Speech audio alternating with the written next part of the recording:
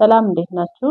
ማርታ ነኝ ከቪዚት ስፔሻል ሴንተር። ዛሬ የምናነሳቸው የተለያዩ ርዕሶች አሉን። ከዚያ ውስጥ አንደኛው ፖፖ ትሬኒንግ ወይም ደግሞ ዴይሊ ላይፍ ስኪል ውስጥ አንዱን ወስደን ስልጠናውን የምናየው። ይህ ስልጠና በተለይ ደግሞ ለወላጆች እጅግ በጣም የሚጠቅም ነው። እንዲሁም ሌሎቻችሁም ይህንን መጠቀም የሚፈልጉ ስቲክ የሆኑ ልጆችን ማገዝ የምትፈልጉም ልትጠቀሙበት ትችላላችሁ። ስለዚህ ሁላችሁም በደንብ እስከ መጨረሻው እንድትከታተሉ። ስልጠናው የተለያዩ ክፍሎች አሉት። እስከ 4 ወይም ደግሞ 5 ክፍል ድረስ ሊደርስ ይችላል። ስለዚህ እነዚህ ሙሉ ስልጠናዎችን ተከታትላችሁ ውጤታማ መሆን እንዲቻል በተለይ ደግሞ ወላጆች በደንብ እንድትከታተሉ እጋብዛለሁ። ስለዚህ የዛሬ ስልጠናችን የሚሆነው ፖፖ ትሬኒንግ ማለት ምንድን ነው የሚለው ነው። ፖፖ ትሬኒንግ ማለት አንደኛው ዴይሊ ላይፍ ስኪል ውስጥ ያለ አጠቃቀም ነው። ይህ አጠቃቀምን ስናይ በተለይ ደግሞ ከእኩዮቻቸው ከሆኑ ልጆች የተለየ ትኩረት ተሰጥቶ የምናሰለጥንበት ስልጠና ነው። በተለይ ደግሞ ይህ ስልጠና ከቤት ውስጥ ቢጀምር የበለጠ ደግሞ ውጤታማ እንሆናለን። ሁላችንም በጋራ ለመስራት ደግሞ የበለጠ የቀለለ ይሆናል። ስለዚህ ይህ ስልጠና ምን ያህል ሰዓት ይወስዳል የሚለውን ነው አሁን የምንመለከተው። ምን ያህል ሰዓት ይወስዳል የሚለው በትንሹ በሳምንት ውስጥ ማለት ነው በ7 ቀናት ውስጥ ከ20 እስከ 40 ሰዓት ይፈልጋል ማለት ነው። 20 እስከ 40 ሰዓት ስንል ትንሹ ስንት ነው? ከ2 ሰዓት እስከ 4 ሰዓት በቀን ውስጥ ማለት ነው።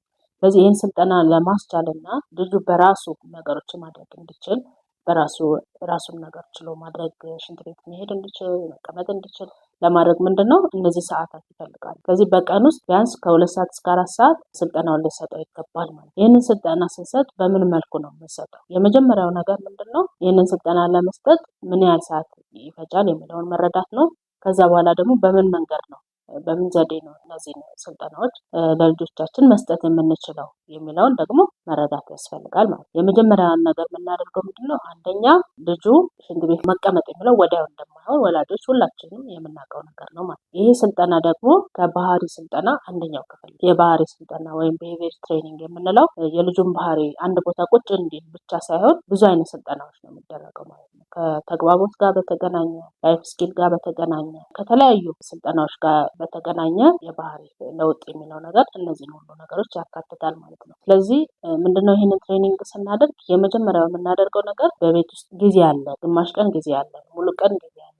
ሞር ከልጆቻችን ጋር የምናሳልፍ ብዙ እናቶች እንግዲህ በልጆቻችን ምክንያት ቤት ውስጥ ለሚኖሩ አብዛኛውን ጊዜ እንደዚህ አይነት መረጃዎች ይደርሰናል። ያንን ሰፊ ጊዜ አብረው የማሳለፍ ጊዜ ካለ ግማሽ ቀን ይህንን ስራ መስራት ይቻላል። ሙሉ ቀን ከሞግዚት ጋር የሚውሉ ከሆነ ደግሞ ሞግዚቷን ይህንን መረጃ መስጠት እንችላለን፣ ወይም ደግሞ አብሯቸው ከሚሆን ሰው ጋር ማለት ነው። ስለዚህ ይህንን መረጃ ሰጥተን ከዚያ በኋላ ልጁ እንዴት አድርጎ ራሱን ይችላል የሚለውን ነው የምናየው ማለት ነው። በቅድሚያ ምን ማድረግ አለ? የመጀመሪያው ማድረግ ያለብን ነገር ደብተርና እስክሪብቶ ማዘጋጀት ማለት ነው። ወይም ደግሞ ወረቀት። ለምን ደብተር ምላችሁ በየቀኑ ፕሮግረሱን ለማየት እና ለውጡን ለማየት ይረዳል። በቃ ይሄ ልጅ አልተለወጠም እንዳትሉ፣ ዛሬ ደግሞ እንደዚህ ያደረገ፣ ዛሬ ደግሞ ይሄን ያደረገ የሚለውን ነገር እንድታዩ ነው። እንደ ወላጅ በጣም የሚያስቸግርና ይሄ ከምናያቸው ስልጠናዎች በሙሉ እነዚህ ስልጠናዎች በጣም ትዕግስት የሚጠይቅ በጣም ጽናትን የሚጠይቅ ነገር ነው ማለት ነው። ይህን ስልጠና ደግሞ ስንሰጥ እንደ ልጁ ያለበት የሌቭል ደረጃ ምን ይላል ይለያያል።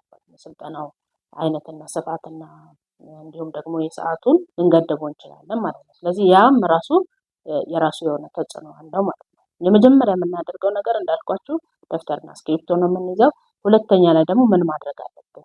ያው ቤቶቻችን እንደየአኗኗራችን ይለያያል። አንዳንዶቻችን በራሳችን ቤት የተለያዩ ሽንት ቤት የተለያዩ ክፍሎች ሊኖሩ ይችላሉ። አንዳንዶቻችን ደግሞ ያለንበት ክፍል ፖፖ ብቻ ማስቀመጥ ሊሆን ይችላል የምንችለው። ስለዚህ ይህን ለሁለቱም የሚሆኑ ነገሮች ናቸው ማለት ነው የምነግራችሁ። ስለዚህ ምንድነው ፖፖ ብቻ ላይ ማስቀመጥ የምንችል ከሆነ ይህን እስክሪብቶ ደብተር እንይዛለን። ከዛ መጀመሪያ የምናደርገው ምንድነው ከ3 እስከ 5 ደቂቃ አንደኛ ሽንት ማለት እንዲችል ወይም ደግሞ ሽንት ቤት ላይ መቀመጥ የሚለውን ነገር ሀሳቡን ነው የምናስይዘው ማለት ነው። ሽንት ቤት ደግሞ ለብቻ ያለ ክፍል ያላችሁ ወላጆች ደግሞ ምንድነው የምታደርጉት?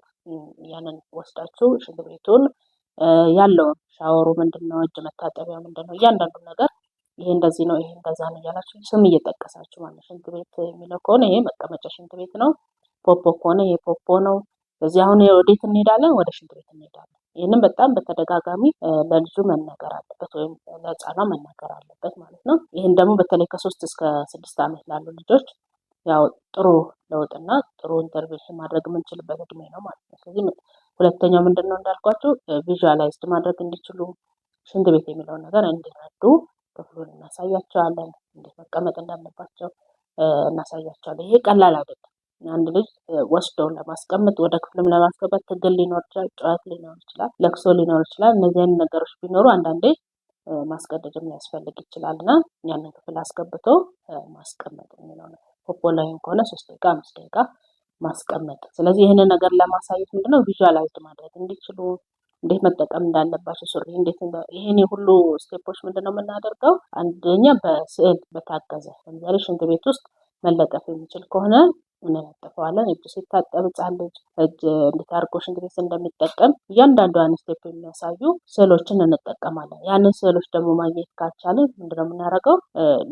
ምሳሌ እንሰጣለን። ራሳችን ወላጆች ከሆነ ሽንት ቤት ላይ በመቀመጥ እናሳያቸዋለን ማለት ነው። ልጆቹ ያንን ነገር አዌር እንዲሆኑ እነሱን ፖፖ ላይ እናስቀምጣለን። እኛ ሽንት ቤት ወይም ደግሞ ሁለት የሚመች ቦታ ከሆነ ደግሞ እኩያም ልጆች ካሉ እና እሺ ብለው በቀላሉ የሚቀመጡልን ልጆች ከሆኑ ይህንን ነገር በድርጊትም ነው። ስለዚህ ቪዥዋል የሚለው ነገር በጣም አስፈላጊ ነው። ስለዚህ እነዚህንም በተጨማሪ ቪዲዮዎችን መጠቀም የተለያዩ ቪዲዮዎች አሉ።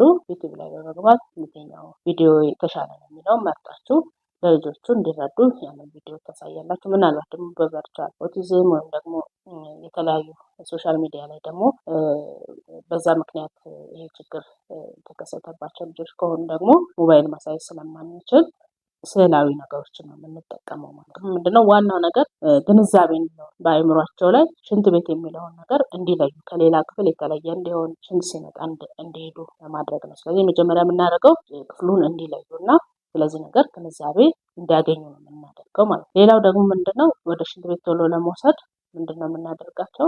ፈሳሽ የሆኑ ነገሮችን ቶሎ ቶሎ እንዲወስዱ ማድረግ። ያው ምግብ እንደተፈለገው አይበሉልንም፣ እንደፈለገው አይጠጡልንም። በተቻለ መጠን ግን ምንድነው ቁርስ ሲበሉ ምን ሰዓት ላይ ሊሆን እንደሚችል ምሳ ሰዓት ላይ ሲሆን እንዲሁም ደግሞ 4 ሰዓት ላይ የሚለውን ያንን ሰዓት በተደጋጋሚ በመከታተል ምን ሰዓት ላይ ነው የሚሄዱት የሚለውን ይህን ነገር በመለየት ይህንን ትሬኒንግ በመጠቀም የመጀመሪያ መነሻ ማድረግ እንችላለን። ስለዚህ ይህ ስልጠና ምንድነው በጣም ትዕግስት የሚጠይቅ በጣም ጥናት የሚጠይቅ ስልጠና ነው። ስለዚህ በአንድ ቀን አይቶ ተስፋ መቁረጥ አያስፈልግም። አሁንም ደግሞ 2ኛ ቀን 3ኛ ቀን እያልኩ እንዳልኳቸው ከፍተኛው እስከ 2 ዓመት ይሄዳል። ስለዚህ እድሜ ልክ መጠቀም የማይችሉ ልጆች ከሚሆኑ እነዚህን ዋጋ ከፍለን ግን በራሳቸው እንችለው እንዲጠቀሙ ማድረግ እንችላለን ማለት ነው። ስለዚህ ስለተከታተላችሁ እናመሰግናለን። ምናልባት ተጨማሪ ምክር፣ አስተያየት ወይም ደግሞ መጠየቅ የምትፈልጉት ነገር ካለ ታች ባለው አድራሻችን መደወል እና ወደ ማዕከላችን መምጣት ትችላላችሁ። ክፍል 2 ደግሞ ለሚቀጥለው ቪዲዮአችንን ተከታተሉ። እናመሰግናለን።